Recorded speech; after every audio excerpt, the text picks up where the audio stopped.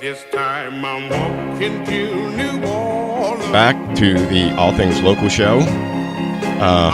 We're here in the studio this morning with Miss Liz Shepard, Chief Sustainability Officer for Life City. And we're talking about corporations that not only benefit themselves, but benefit the communities in which they serve. Liz.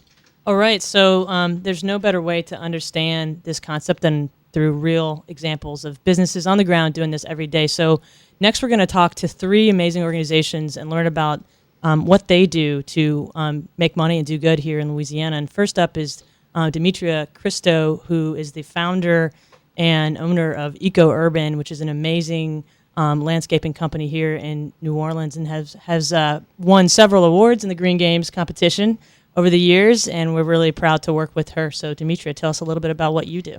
Well, hi. Thanks for having me this morning, Liz and Paul. I am Demetria Christo, co-owner of EcoUrban Landscaping, as Liz said. We are a full-service landscaping company specializing in eco-friendly products and practices.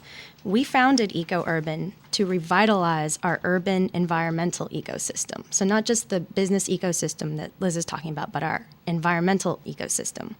We have a fabulous team of experts in horticulture, including native plants, edibles for your urban landscape, construction, landscape architecture, LED lighting, cisterns for rainwater harvest, and water-efficient irrigation.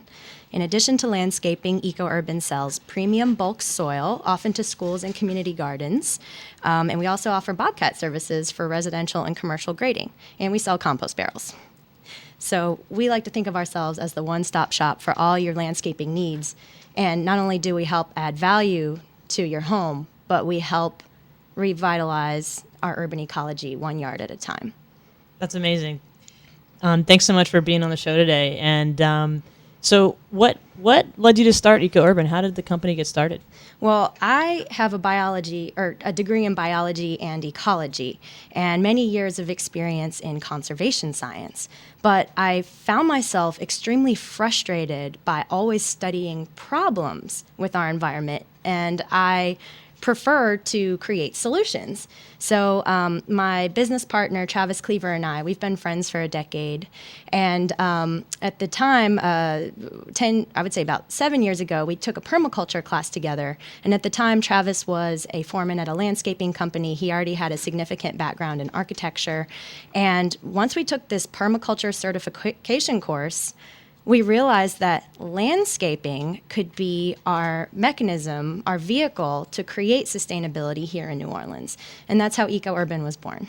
So you saw a problem in the community and a need, and you are solving that problem and you're getting paid for it. Yes, I think that's a pretty... exactly. And creating jobs. And creating jobs. I think that's a win-win-win. Yes, it is. Win-win. All right, so now we're going to talk a little bit about what does it mean to really be a for-benefit. So we've kind of talked about your mission across these three different organizations and how they create value for their own business as well as value for our community. But what does that really mean? What does that look like within the organization on a day-to-day basis? And you have the legal structure to consider. You have your commitments as an organization. The products and services you create.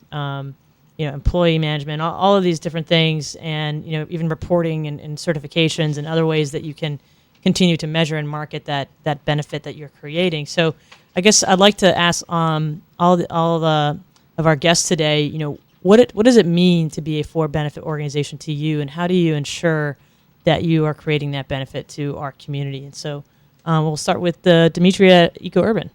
Well, here in New Orleans, we find that our environmental challenges are our greatest opportunities. And for us, we, as a small company, are an LLC partnership with our legal structure. As you know, there's several different structures that can be within this. So with our current business structure, it's more of a philosophy for us. So we give back to the community. We offer lectures on how to compost, how to do your own urban rainwater harvest, edible landscaping, things that people can do themselves, and we offer them through platforms like Parkway Partners, Propeller, Global Green, things like that. And also in terms of the employee management that you mentioned, for-benefit organizations have great opportunity and great value when everyone comes to work every day and your whole team shares a common purpose. I think that businesses will find that productivity increases, turnover decreases, you therefore save money. Longer term employees bring so much greater value to not only the team but the clients. Our employees have their own very robust relationships with our clients. And we really like that. We see people's kids grow up, et cetera. And then, of course, products and services. We're able to offer quality products, compost barrels, reusable materials, et cetera, that kind of thing. And how do you make sure that you're, like you said, as a for benefit, not only with that mission, but with your practices, ensuring that, your team's connected to that social and environmental mission, or how do you ensure that in all the things that you do that you maintain that high regard for your mission? Because sometimes, companies can say, oh yeah, we really believe in this, but how do you make sure that you follow through with action? So at our company, we have Monday meetings, something as simple as a routine. Every Monday meeting, we go through whatever operations basics, but also big picture, what's going on. Oh, the Greater New Orleans Urban Water Management Plan has been released. Here's a copy of it if anyone wants to look through it.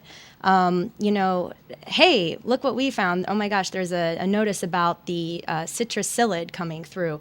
Make sure that we separate this organic material from the other material that we would otherwise compost and chip that needs to be thrown away so we're not spreading the disease. And we encourage everyone to set target goals for what next they're going to learn. What horticulture or, what native plant we just discovered that we didn't know about. Mm-hmm. Great. That's awesome. Yeah, those Monday morning meetings are incredibly valuable. We want to thank all our guests. Liz, thank you very much for a very interesting and enjoyable show. Thanks for having us. And thanks to everyone listening out there for supporting for benefit organizations in New Orleans.